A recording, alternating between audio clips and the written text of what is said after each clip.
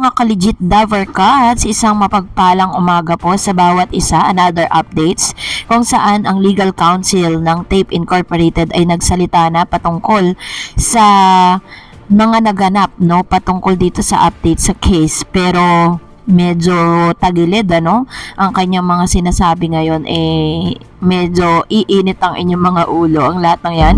But before that, if you haven't subscribed yet to my YouTube channel, please don't forget to like, share, and subscribe at hit mo na rin ang notification bell for more showbiz updates. Bago nga tayo magsimula sa ating mga updates ngayong araw, of course, nais ko magpasalamat sa lahat po ng mga legit viewers and subscribers po natin na lagi nag-aabang at nakaantabay sa lahat ng ating mga updates. So, pag-usapan po natin ang updates po natin for today's video, kung saan bago natin umpisahan yan, ay bigyan ko lang kayo ng konting updates, no, patungkol sa rating na nakuha po ng EAT noong September 1 and September 2. Dahil ang EAT po ay nangunguna pa rin, 4.5 sila nung September 1 and 4.1 naman nung September 2. So talagang pumapangalawa, no, yung nung September 1 po is pumangalawa ang Eat Bulaga, yung generic Eat Bulaga. And then pumangatlo ang Showtime, It's Showtime. Pero ang nagtataka po ako, bakit po ngayon pinapalabas naman ng Kapamilya World, no, na nangunguna daw di umano ang It's Showtime. Dahil kahapon po ay nagkaroon daw di umano sila ng live concurrent viewers na mas mataas kesa po sa EAT, which is taliwas naman sa mga lumabas na ebidensya. Pero ngayong araw nga, pag-usapan natin ito pong interview ni Miss Maggie, no, o Attorney Maggie Garduce, Abraham Garduce, patungkol sa case na kanila pong na nagaganap po ngayon between the TVJ and the TAPE Incorporated. Kung mapapansin po ninyo, wala po ni isang TAPE Incorporated ang humaharap, no, panay ang attorneys lang po talaga nila ang humaharap sa tao. At according po dito sa interview nga nitong si Models of Manila, sinabi nito na talaga namang nasa kalagitnaan pa lang po, no, ng pag-iimbestiga or paghahain ng mga ebidensya. So matapos nga pong humarap si Miss Jenny Perry, parang ang ginagawa po ng legal counsel, inuuna po nila na ilabas ng TVJ ang mga ebidensya po nila.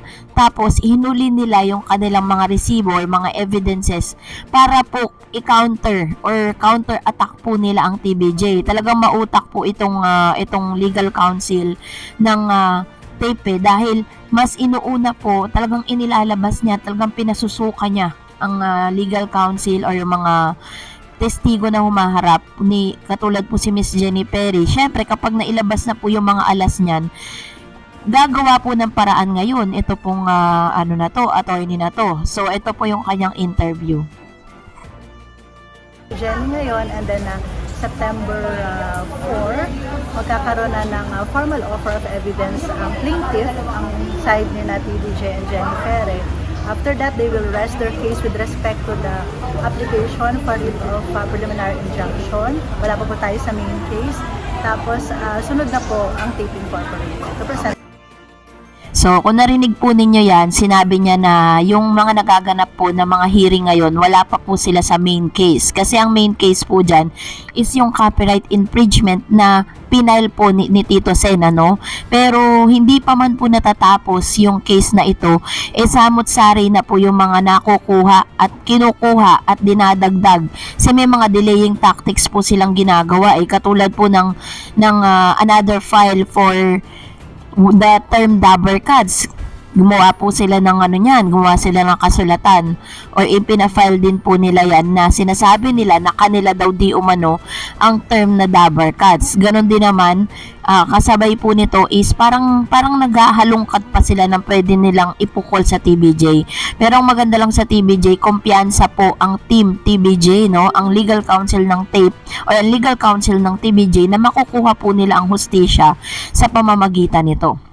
Dahil sa dami po ng mga ebidensyang inilalabas si Miss Jenny Perry, dahil parang tinik sa lalamunan nila si Miss Jenny Perry na isa sa mga talagang masasabi mong senior creative director and staff dito po sa branded Eat Bulaga.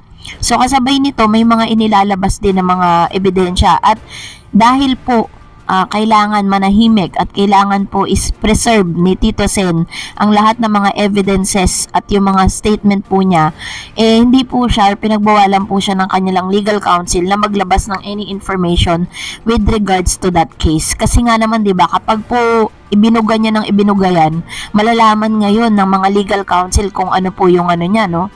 Kung ano po yung pinaghahandaan nila. So, dahil dyan, mas maghahanda sila ngayon. Pero, ang ano nito, ang isa sa pinakamasakit nito, hindi pa man natatapos ang case, nakuha na po ng Tape Incorporated yung kanila pong YouTube channel. Kasi in-evacuate na rin po ng TVJ yun eh. Kasi nga 'di ba, parang gusto po nilang gawin legal lang lahat. So bago pa man nila gamitin, kailangan legal. Ngayon, dahil po dyan, nagtataka ang marami kasi marami po silang pwedeng gawing kaparaanan dyan. Maaring sinulatan nila ang Google na siyang nagmamay-ari ng YouTube at ng Facebook at nagpakita sila ng ilan sa mga dokumento na nagsasabing sila ang producer at sila ang nagmamay-ari ng YouTube channel na ito. Pero para sa akin, ang POV ko lang patungkol sa issue na ito, no, dahil parang hindi nila makuha baga parang sa pakiusap hindi nila makuha or sa legal na pamamaraan. Dahil nga syempre, hindi nila, kumbaga parang sabi nga, parang pinagtatangkaan or parang tinatakot nila yung gumawa po ng YouTube channel na ito at nakakaalam ng password. Kasi hindi mo basta-basta mapapasok ang YouTube channel hanggat hindi mo alam ang password. Meron pa pong meron pang authentication yan bago ka makapasok. Kahit po i-hack nyo yan, kahit sinong pinakamagaling na hacker, pwede rin yun possible na hinak. Pero parang ang sagwa lang, 'di ba? Parang pag nanakaw kasi yung ganun eh.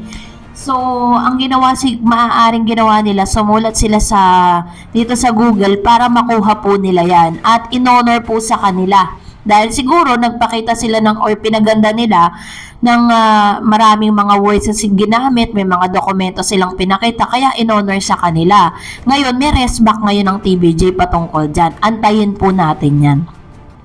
So dahil dyan, sabi po ni Miss Yoli Bautista, 9804, narehistro kasi for another 10 years sa halos-hos, kaya kinakamkam na. Siguro mas mag-relax na lang ang TVJ at kalma na lang siguro. Ganun talaga pag desperado na. Wala na kasi talaga silang maisip para maitaob sila, para maitaib sila ng TVJ.